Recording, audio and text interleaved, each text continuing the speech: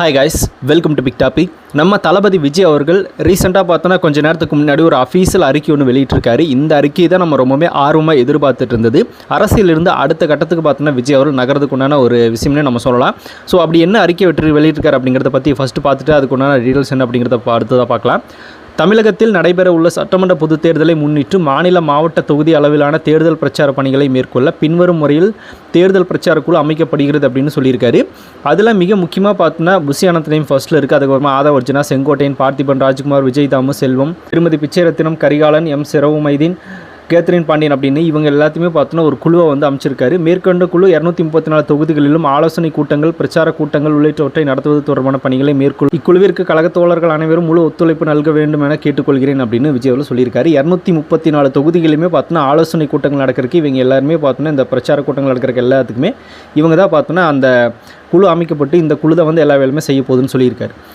சரி, இதில் பிரச்சாரம் அப்படிங்கிறது மிக முக்கியமான ஒன்று, பொதுக்கூட்டம் அப்படிங்கிறது முக்கியமான ஒன்று. பொதுக்கூட்டம் பார்த்தோன்னா ஆல்ரெடி நம்ம ஒரு சிலதெல்லாம் பார்த்துட்டோம். அதுக்கப்புறமா பிரச்சாரங்கள் அப்படிங்கிறது தேர்தல் நெருங்கிறதுக்கு ஒரு மாதத்துக்கு முன்னாடி பார்த்தோன்னா பயங்கரமாக இருக்கும். அந்த பிரச்சார டைமுக்காக தான் நம்மளும் மிக வெயிட் பண்ணுறோம். ஸோ அதில் பார்த்தோன்னா ஆனந்த், ஆதவ அர்ஜுனா, செங்கோட்டையன் அப்படின்னு எல்லாருமே முக்கியமான இடத்துல இருக்காங்க. ஸோ செங்கோட்டையன் அவர்கள் சொல்லவே தேவையில்லை. பிரச்சாரம் பண்ணுறது பார்த்தோன்னா அவருக்கெல்லாம் கை வந்த கலை அப்படிங்கிறதுல அவருக்கெல்லாம் பார்த்தோன்னா ஈஸியாகவே இருக்கும். ஆதவ அர்ஜுனா அவரும் பார்த்தோன்னா ஆல்ரெடி இருந்தவர் தான். அதனால் இவருக்கும் பார்த்தோன்னா சில விஷயங்கள் தெரிஞ்சிருக்கும், சில விஷயங்களை பார்த்தோன்னா அணுகிறக்கும் ரொம்பவே ஈஸியாக இருக்கும்.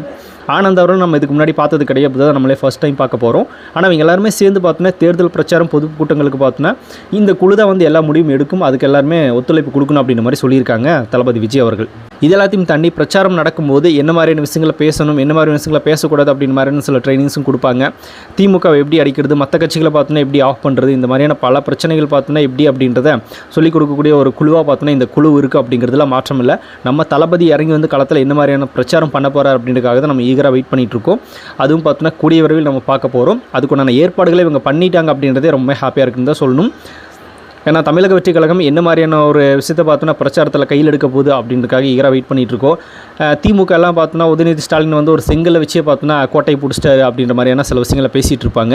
அந்த செங்கலை வச்சு தான் பார்த்தோன்னா கோட்டை பிடிச்சாங்க. ஆனால் அந்த செங்கலில் பார்த்தோன்னா இவங்க என்ன சாதனை பண்ணாங்க அப்படின்ற ஒரு கேள்வி இப்போ வரைக்கும் இருந்துட்டு தான் இருக்குது.